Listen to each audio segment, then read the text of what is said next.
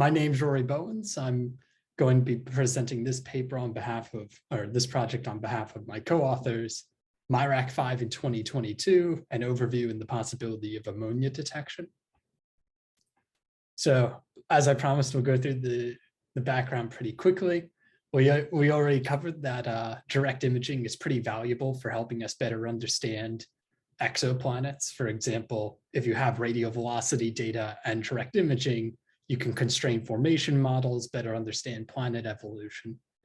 And as for why mid-IR, well, near IR is very useful, particularly for 1500 Kelvin targets and higher, but it's not like mid-IR is lacking either. There's targets for mid-IR where it'll have an advantage.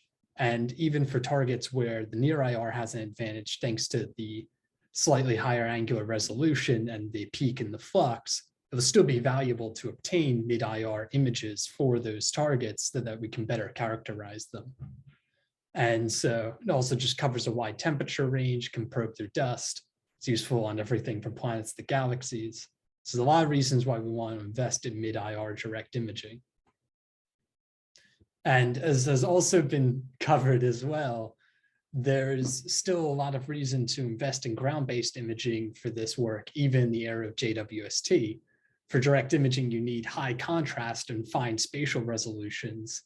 And so when you're in the contrast limited regime, you can actually outperform JWST with current ground-based systems supported by AO and coronagraph. So here I just show an example of raw contrast curves for a ground-based system with an angular groove phase mask versus raw contrast for MIRI. And you can see that when you're within this contrast limited regime, you can outperform JWST for these targets. Which then leads me into IR5.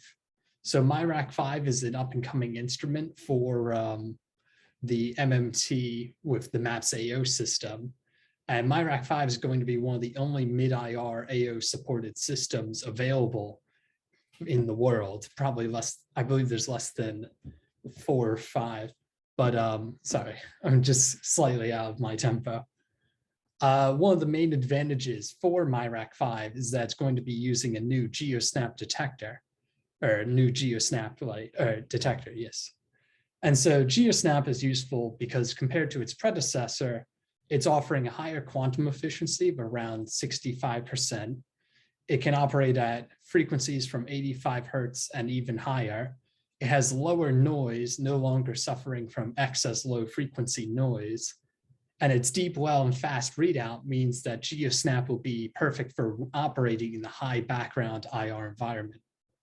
So Geosnap will function from 3 to 13 microns, and coupled with our filter wheel, will be excellent for a variety of filter experiments. It is able to reach an n-limited magnitude of around 14 in only a few hours of observation, which of course will have a corresponding contrast of around 10 to the -4 in the 2 to 8 lambda over D regime. And here you can see a picture of Geosnap as well as the MMT. So here I show the quantum efficiency of Geosnap, and it's overlaid on top of the atmospheric throughput. And what you can see is that we will be dealing with some of the heavy absorption by the atmosphere, which is critical to where we decide to put our filters. And we ended up deciding to cut off Geosnap at around 13 microns due to the heavy absorption beyond that point.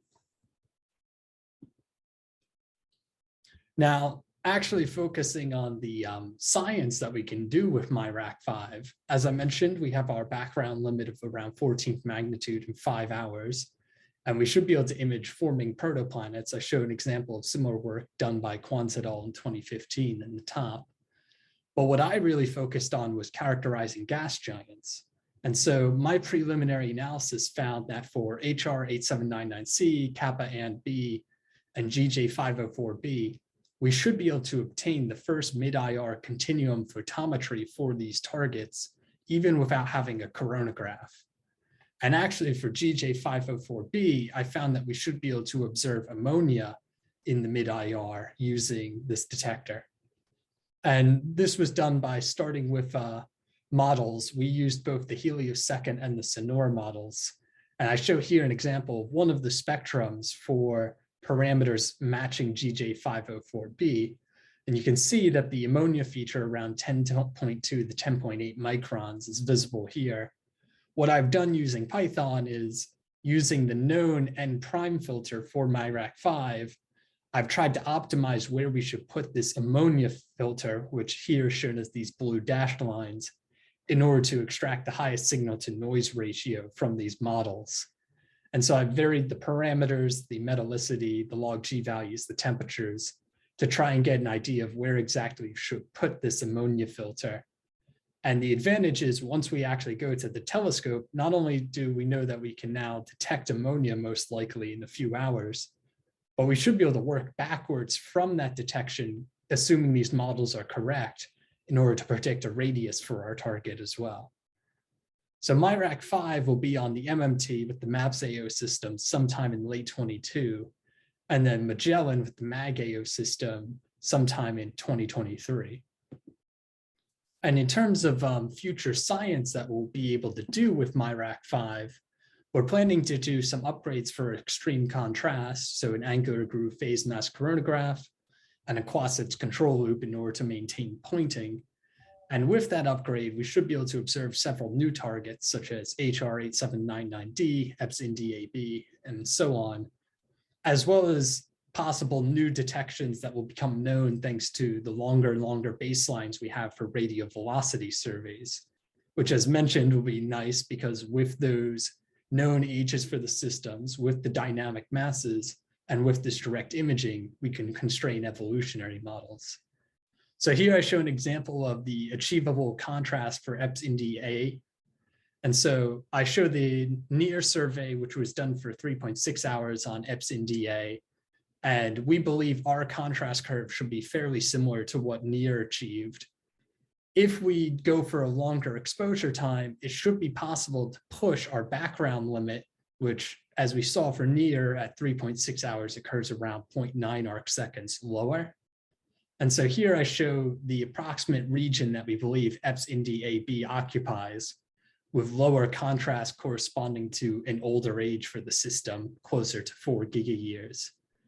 And based on this, my conclusion is it would be close if we can actually observe EPS-IND-AB. We're dealing with the sensitivity limits, and we're also dealing with the fact that as we push this exposure time lower, our contrast limited regime will shift further right. And if this becomes contrast limited, we will no longer see improvements from longer exposure times. So it will be challenging. We need more information to really predict if this will be observable. And unfortunately, part of it will rely on what is the exact age of this target. I mean, if it's younger, it will be significantly easier to detect. And in case you're wondering, I did also look into if JWST will be able to observe EPS-IND-AB.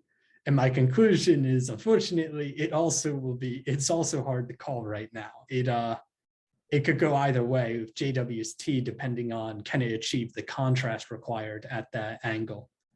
So hopefully in sometime in late 2023, we will know the answer. And if we're really hopeful, it will be both systems can observe it. That would be great, but we'll have to see. So if you have any questions, please let me know. I list my contact info here. And perfect, actually. I didn't have to say anything. So thank you very much for this very nice presentation of MeCA5. Is there any question for Rory about this project? Yep, Ryan, go ahead. Rory, nice talk. I just had a quick question about the ammonia detection. And if you need special N-band filters in order to make that detection to sample the continuum. So yeah, I'm just wondering if MyRAC5 has like special N-band continuum filters. Right. So we're going to need to purchase a filter that's around this range. We've pretty much settled on 10.2 to 10.8 microns. And this was just based on the reasoning of given limitations for, I mean, obviously, if I could observe the star for 50 hours, I would. But given limitations on that, we figured we would probably only get to look with 2 different filters. And so we settled on the existing N prime filter and then what would be the next filter you would need coupled with that for these equivalent width measurements. Yes, and you can go ahead. Hi, no, that was a really interesting talk. So I had questions. I was wondering how, what is the typical precipitable water vapor level at MMT and then Las Campanas, and how's that compare to Parnell? And then also, if somebody did something really ill-advised and tried to put the system behind an active AO system instead of an adaptive secondary system, I'm just curious, like how much the sensitivity would drop in that case. All right, so for the first question, I believe the water vapor density around there, and don't quote me on this, is about 2.5 millimeters. What I've been doing, and it is included in this calculation, but I'm still refining it, is trying to set up both a loss in transmission due to the water vapor per micron, but also then using the fluctuations over time at that site in order to predict what is kind of our uncertainty due to water vapor. And so that's unfortunately still in development because it's proven a lot more, well, it's proven about as complicated as you would presume it to be. And I'm hoping that before SBIE this summer, I will have a much more definitive answer on that.